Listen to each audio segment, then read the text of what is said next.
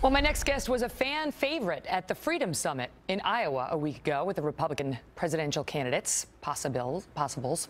Byron Rourke said her remarks stood apart in new and appealing ways, that people warmed to her message. Some said she gave, quote, the perfect speech.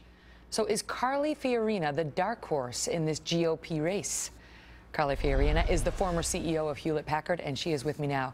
Great to see you tonight. And so you got rave reviews after your appearance there, and they said, wow, it's somebody we hadn't considered. It's a woman. The GOP field, it's like Sarah Palin, and that was it. And then you popped up. What are your chances? Well, I don't know. We'll see. But it is something that I'm giving very serious consideration to. And you know, Megan, I think there are a lot of people out there who know that politics is desperately important, but who also feel as though politicians stopped talking to them a long time ago, and who believe, as I do, that our federal government really needs fundamental reform now, and that perhaps citizens and leaders can make that happen. What do you make of, in this world, if you were to get this nomination, you'd probably be going up, some believe, potentially against Hillary Clinton. And she goes out there and says, look, I've been Secretary of State, I've been First Lady, I've been a U.S. Senator, and says something to the effect of, I've traveled more miles than any Secretary of State. And you had an interesting retort. Well, what I said is, like Mrs. Clinton, I too have traveled hundreds of thousands of miles. But flying and traveling is an activity. It's not an accomplishment. And unfortunately, she didn't accomplish anything as Secretary of State. And unlike Mrs. Clinton, I know that there's a huge difference between terrorists purposely attacking our embassy in Libya on the anniversary of September 11th, murdering an ambassador and 3 other Americans, and a demonstration goes bad. And here we have only 1 person arrested more than a year later, and it sends a signal to every terrorist around this world and all of our enemies, which is that we're weak and it's open season. Now, your potential problem is name recognition. Even though you're extremely well known in business circles and have accomplished a lot, when you look at the polls on name recognition, you're down towards the bottom, and you're getting a late start if you're starting now and if you're going to go for it. How would you turn that around?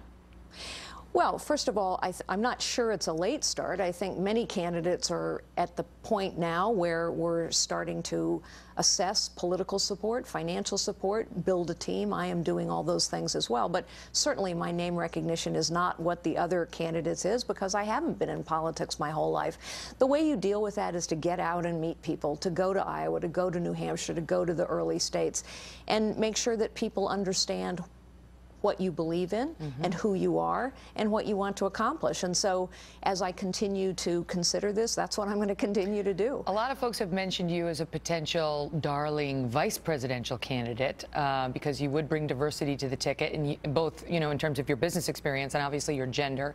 But if you wound up being tapped by somebody for a vice presidential role, would any of these people who are potentially vying for the top spot be acceptable to you? In other words, would you run with any of these folks, including Sarah Palin, who I just mentioned? Well, first of all, I don't think you run for the vice presidency. There's only one job you can run for, and that's the presidency. But secondly, I think one of the things that we should be grateful for is that we have a broad, well-qualified slate of candidates that are considering this. And I think that's a very good thing, because I think we must win in 2016. I think our country is at a point where we need to make serious changes. I don't think this country can endure 4 years of Hillary Clinton or Elizabeth Warren. And so I think primary voters, with whom this decision is placed, primary voters need to look at the field very carefully and very seriously consider all of the candidates. It'd be very interesting to hear your messaging, which we've heard already in some of your stump speeches, but in a debate on things like equal pay and things. I mean, it's very difficult sometimes for these Republican men to go up against a woman and make these arguments. It's much different when you have a CEO, female CEO like you, who's lived it. Carly, great to see you. Thanks for being here tonight. Thanks for having me, Megan. Great to be with you.